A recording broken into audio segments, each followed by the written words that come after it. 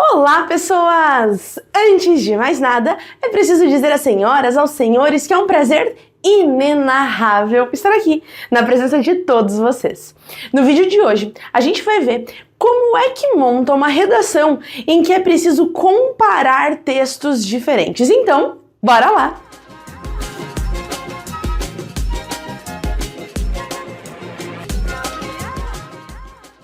Bom, primeira coisa, para a gente fazer essa comparação textual, é preciso entender que os textos que aparecem lá no seu enunciado, eles não são textos motivadores, mas sim textos base, ou então texto fonte, ou seja, é a partir dele, é em cima deles que você vai construir o teu texto. Tá? Então muda essa lógica. Não é um texto que é para te inspirar, é um texto que você precisa retomar. Você precisa dizer o que ele fala, o que o primeiro texto diz, o que o segundo texto diz, o terceiro, caso tenha um terceiro texto, não sei.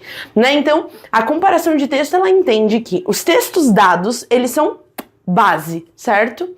E aí, a primeira coisa de tudo, né, entendendo que o texto é base, você precisa pensar o seguinte: qual é a relação entre os textos que o enunciado te trouxe?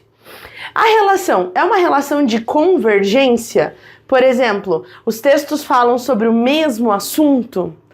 Não, é uma relação de divergência. Eles até falam do mesmo assunto, mas são pontos de vista completamente contrários. Quais são as semelhanças e quais são as diferenças entre esses textos? Primeira coisa, não dá para montar estrutura, não dá para montar rascunho se não tá claro para você, e depois você vai deixar isso claro na tua redação, qual é a semelhança e qual é a diferença entre os textos.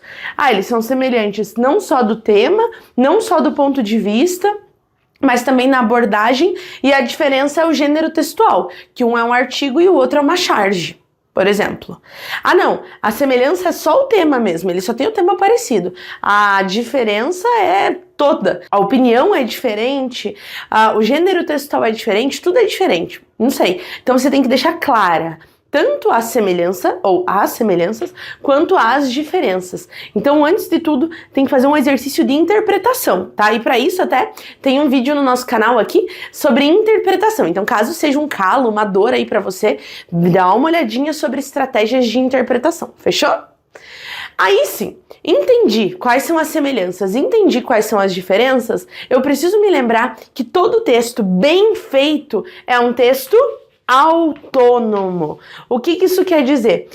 Quer dizer que eu tenho que pegar a redação que você escreveu, sem enunciado, sem texto base, sem nada, e entregar para uma pessoa na rua agora, para que uma pessoa aqui ó, na frente do estúdio, e entrego para ela vai ler o teu texto e ela vai ser capaz de entender, mesmo sem ter tido acesso a esses textos que são base, esses textos que são fonte.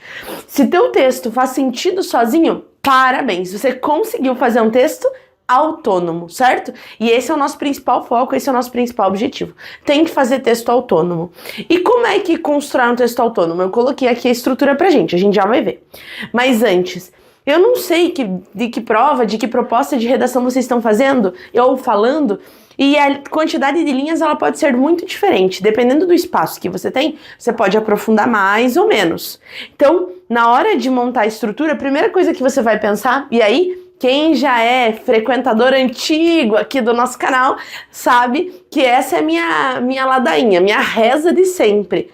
Quando você vai fazer uma redação, você tem que sempre pensar na relação do número de linhas com o número de frases. Mas por que, prof? Simples. Porque texto bem feito não pode ter frase longa. Quanto maior for a frase, mais difícil é de entender. Então a gente vai estabelecer uma regra. Já falei até que vou tatuar aqui, ó. Vou tatuar. A cada 3 linhas no máximo, ponto final. 3 linhas, ponto final. 3 linhas, ponto final. 3 linhas, ponto final, claro. Para deixar um texto bem fácil de ser entendido, bem organizado, com uma quantidade de orações ali mais limitadas, para que a pessoa que está lendo possa entender de maneira plena. Então você vai olhar mais ou menos nessa média aqui de 3 para 1. 3 linhas, uma frase. Vamos supor que o vestibular que você vai fazer, ele pede 15 linhas. Então, peraí. 15 linhas, 3, 6, 9, 12, 15. No mínimo 5 frases. Pode fazer mais, pode fazer 6, pode fazer até 7. Menos, não recomendo, vai ficar um texto ruim. Certo? E aí o que acontece? Sabendo no número de frases, agora você organiza o que vai na primeira, na segunda, na terceira, na quarta e na quinta frase. E monta uma estrutura bem bacana. Como é uma comparação, a parte inicial vai ser a mesma para todo mundo. Não tem como fugir muito, não. Então, olha só. A primeira frase, que é super, super, super importante no texto, ela tem até nome, tamanha importância dela, tópico frasal. Ela vai apresentar as referências, todas as referências dos dois textos. Então, vai colocar autor, título e fonte do texto 1, autor, título e fonte do texto 2, e vai apresentar ali o que eles têm em comum. Então, como que ficaria isso na prática? Por exemplo, você coloca assim, ó, em um artigo publicado na Folha de São Paulo, no jornal Folha de São Paulo, intitulado tal coisa, fulano de tal aborda a questão do não sei o quê. Assim como também é abordado no poema tal, tal, tal, intitulado tal coisa de fulano de tal. Ou pode começar com o tema.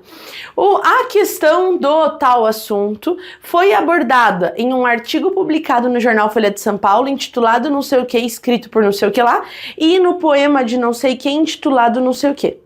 Acabou. Então você pode começar direto com o tema, acho até que fica mais fácil. Começa direto com o tema, sei lá, que eles têm em comum, então esse tema foi abordado pelo tal, tal, tal e pelo tal, tal, tal. Ponto final. Aí, na F2 e na F3, você vai reservar, justamente para fazer o que eu falei lá atrás aqui de texto autônomo, você vai reservar para fazer a síntese dos textos. Ó, síntese do texto 1 e os principais argumentos que sustentam o texto 1, síntese do texto 2 e os principais argumentos que sustentam esse texto 2. Não esquecer que a gente precisa fazer paráfrase. Vocês se lembram o que é paráfrase? Falar a mesma coisa, só que com outras palavras, tá? Não é legal que a gente faça cópia. Quando você tem um texto fonte, não é interessante. Você pode até perder nome. Perder nome não, né? O nome a gente mantém. Mas você pode até perder nota. E ainda, o número de linhas pode ser descontado. Vocês sabiam disso? É cópia? Então essa linha vai ser descontada. E aí, se ficar menos do que o mínimo, seu texto zera. Então, nunca. Paráfrase. Daí você vai me perguntar, tá, prof, mas eu posso colocar, tipo, na ordem que aparece, síntese do texto 1 e síntese do texto 2? Tem uma estratégiazinha aqui.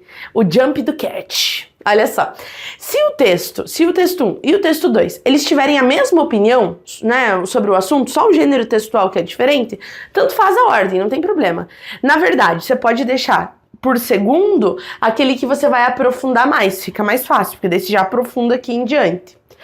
Agora, se são textos com opiniões divergentes, né, eles defendem pontos de vista diferentes sobre a mesma questão, é legal que na F2 você sintetize o que você não concorda. Para o autor tal, tal, tal, a questão de não sei o que é não sei o que por conta disso e daquilo. No entanto, o autor tal, tal, tal apresenta coerentemente a ideia de que blá, blá, blá, blá, blá, caso você tenha que argumentar. Então, se é pedido uma comparação para você, além de comparar, argumentar, é legal que você deixe aqui por segundo o texto que você vai concordar, porque aí você já pode pegar ele e aprofundar, certo?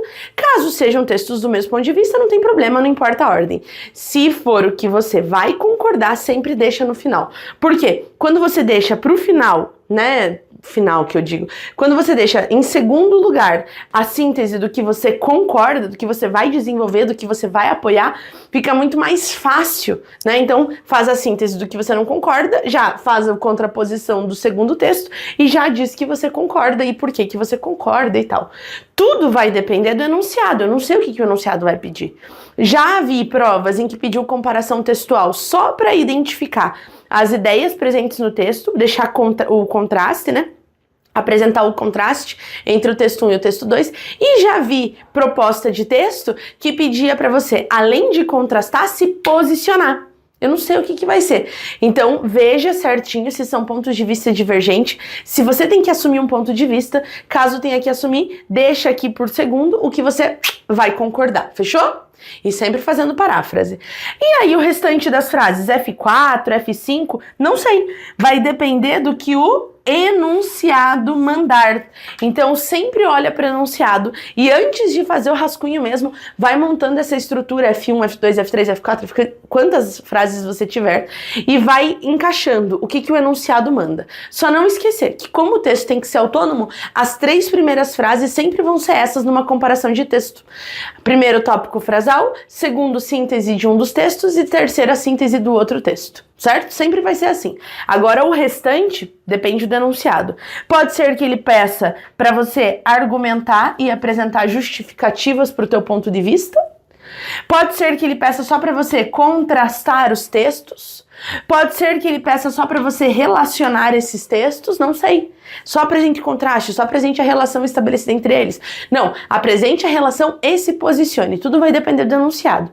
Mas a ideia com essa aula é que você consiga entender que a parte inicial vai ser a mesma, independente do enunciado. Porque texto bem feito é texto autônomo. É aquele que eu consigo entender sozinho.